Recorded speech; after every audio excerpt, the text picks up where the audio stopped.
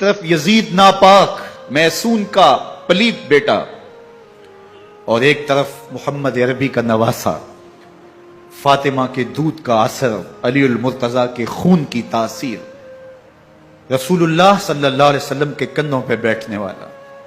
ایک دن حضور نے امام حسین رضی اللہ تعالیٰ عنہ کے ہاتھ پکڑ لیے اور ان کے پاؤں اپنے پاؤں پہ رکھے اور پھر فرمایا بیٹے آگے بڑھو، اور ان کے پاؤں حضور کی پنڈلیوں پہ آئے۔ پھر کہا بیٹے اور آگے بڑھو، حتیٰ کہ ان کے پاؤں حضور کی رانوں پہ آئے۔ پھر فرمایا بیٹا اور آگے بڑھو، تو ان کے پاؤں حضور کے مبارک بطن اقدس پہ آئے۔ پھر بازوؤں کو کھینچ کے اپنے قریب کیا اور حسین ابن علی کے منہ میں اپنی زبان رکھ دی، اور وہ اس طرح چوس رہے تھے جس طرح کھجور چوسی جاتی ہے۔ تو اللہ کے محبوب علیہ السلام نے حسین ابن علی کو اپنی زبان کا لعاب دہن دے کر کے، وہ شیر رحمت دے کر کے، وہ کوثر و تسلیم سے پاکیزہ تر آب رحمت عطا کر کے ان کی ہمیشہ کے لیے پیاس بجھا دی، تاکہ کل کربلا کے تپتے ہوئے ریگزار میں حسین ابن علی کو پیاس کی شدت تنگ نہ کرے اور پائے استقلال میں لغزش نہ آنے پائے۔ ان نازوں سے پالے ہوئے حسین کو، ان محبتوں سے پالے ہوئے حسین ابن علی کو امتحان بھی اتنے بڑے درپیش تھے۔ یاری تیری سونا پر ازمیشاں تیریاں اگ، سونا پرکھیا جامدہ ہے نال اگاں دے لگ۔ جتنا بڑا شخص ہوتا ہے اتنی آزمائشیں بھی بڑی ہوتی ہیں۔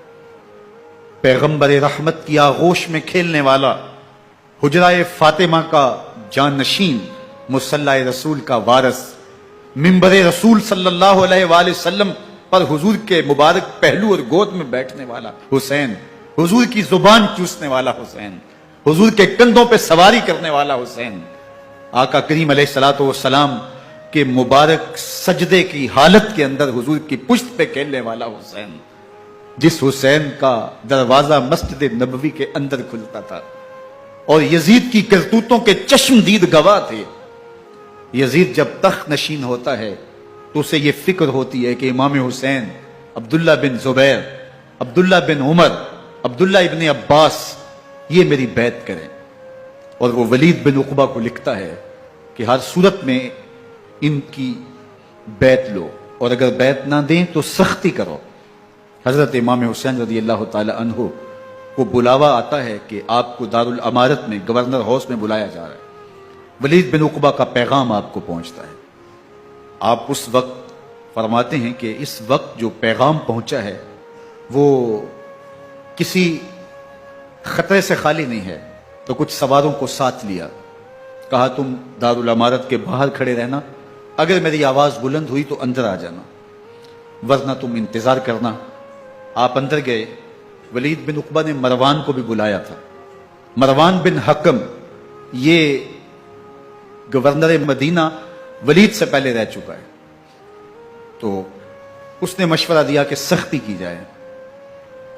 خیر ولید بن عقبہ نے کہا کہ یہ خط ہے، حضرت امیر معاویہ کا انتقال ہو گیا اور یزید تخت نشین ہوا ہے، لہٰذا وہ آپ سے بیعت کا مطالبہ کرتا ہے۔ تو حضرت امام حسین رضی اللہ تعالیٰ عنہ نے فرمایا کہ میرے جیسا شخص یوں چھپ کے بیعت نہیں کر سکتا، اور آپ واپس پلٹے۔ مروان بن حکم نے ولید بن عقبہ کو کہا کہ یہ موقع ہے جانے نہ دیا جائے، اگر یہ نکل گئے تو دوبارہ تم قابو نہیں پا سکو گے اور انہیں یہیں قتل کر دیا جائے۔ حضرت امام حسین رضی اللہ تعالیٰ عنہ نے یہ بات سن لی۔ کہتے ہیں حضرت امام حسین انہی قدموں کے بل واپس پلٹے اور مروان بن حکم سے مخاطب ہو کے کہا مروان کیا بول رہا ہے؟ وہ خاموش ہو گیا۔ فرمایا تو جانتا نہیں ہم کون ہیں؟ آنا حسین ابن علی ابن ابی طالب، میں حسین ہوں، میں علی کا بیٹا ہوں۔ ہمارے گھر میں قرآن اترتا رہا ہے، وحی کا نزول ہوتا رہا ہے، اور یزید فاسق ہے، فاجر ہے، مسلمانوں کا قاتل ہے اور شرابی ہے۔ میں ڈنکے کی چوٹ پہ یزید کی بیعت سے انکار کرتا ہوں۔ بس حیدری کچھار سے محمدی شیر نکل آیا ہے۔ اب اوسان خطا ہو گئے، راستہ چھوڑ دیا، واپس آئے، سیدہ زینب سے ملے، کہا مدینے کو چھوڑنا پڑے گا۔ کہا بھیا کیا ہوا؟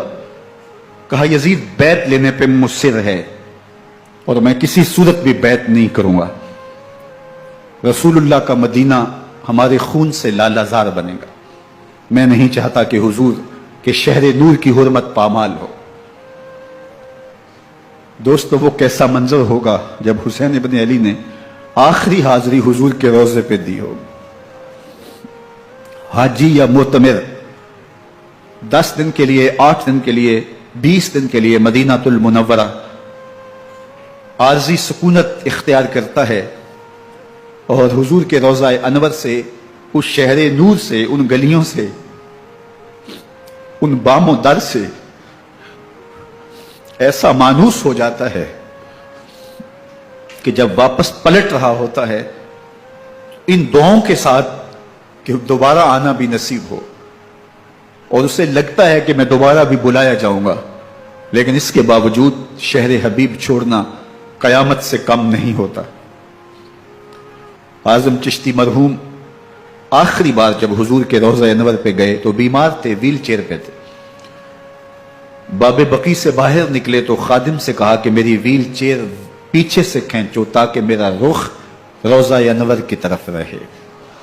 اور وہ پیچھے سے کھینچتا چلا جا رہا ہے، اور جب باب مکہ سے پیچھے جنت البقیع کے قریب سے گنبد خضرا نگاہوں سے اوجل ہونے لگا تو اعظم چشتی مرحوم نے کہا جاں بدن سے نکلتی ہے اعظم، جاں بدن سے نکلتی ہے اعظم، کوئی آسان ہے مدینے سے جدا ہونا، کوئی آسان ہے مدینے سے جدا ہونا.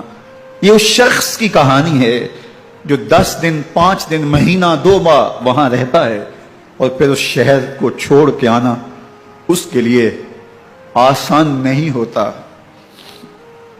اور مجھے بتاؤ کہ حسین جو پیدا مدینے میں ہوا، جس کے گھر کا دروازہ مسجد نبوی کے اندر کھلتا تھا، جو مسجد نبوی کے اندر پرورش پا کے جوان ہوتا ہے اور مدینے کی گلیوں میں کھیلتا رہا، اس حسین ابن علی کے لیے مدینہ چھوڑنا، اور پھر وہ اس بات کا علم اور شعور رکھتے تھے کہ یہ آخری بار حضور کے در پہ حاضری ہے، دوبارہ اس شہر نور میں نہیں آ سکوں گا، تو کیا قیامت ہوگی اور کیا منظر ہوگا.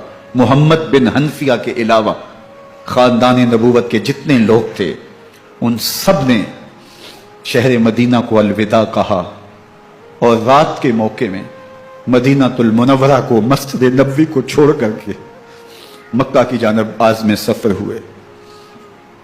3 شعبان المعظم کو مکہ المکرمہ پہنچتے ہیں. ادھر کوفیوں کے خطوط آنے شروع ہو جاتے ہیں. حضرت امام حسین رضی اللہ تعالیٰ عنہ مسلم بن عقیل رضی اللہ تعالیٰ عنہ کو صورتحال معلوم کرنے کے لیے بھیج دیتے ہیں. 40,000 کوفی آپ کے ہاتھ پہ بیعت کر لیتے ہیں. ادھر 25 پیدل حج کرنے والے حضرت امام حسین 8 ذی الحج کو احرام باندھتے ہیں، لیکن آپ کو پتہ چلتا ہے کہ حاجیوں کے روپ میں قاتل چھپا دیے گئے، تو آپ اس احرام کو حج کی بجائے عمرے میں بدلتے ہیں اور کوفے کی جانب عازم سفر ہوتے ہیں. کائنات والو ذرا سینے پہ ہاتھ رکھ کے دیکھو کہ یہ کتنا مشکل مرحلہ تھا. اس دین کی آبرو کو بچانے کے لیے حضرت امام حسین رضی اللہ تعالیٰ عنہ نے کتنا بڑا قدم اٹھایا. آپ کے بہیخہ، دوست، احباب عبداللہ بن عمر یہ سارے روکتے ہیں. عبداللہ بن عباس کہتے ہیں حضرت نہ جائیے. الکوفی لا یوفی، کوفی کبھی وفا نہیں کرتے. آپ کے والد کو وہاں شہید کیا گیا، لیکن آپ ایک فرض کو نبھانے جا رہے ہیں. میرے غم گسارو، میرے مہربانوں، نہ روکو مجھ کو جانے دو، مجھے نانے کے دی کی ڈوبتی کشتی بچانے دو. میں جاتا ہوں کہ دنیا پر وفا کا نام رہ جائے، میں رہوں نہ رہوں پر عظمت اسلام رہ جائے. میں نہیں جاتا تو نبی کے گھر کی آن جاتی ہے، میں نہیں جاتا تو نبی کے گھر کی آن جاتی ہے. تمہارا دین جاتا ہے، میری غیرت ایمان جاتی ہے.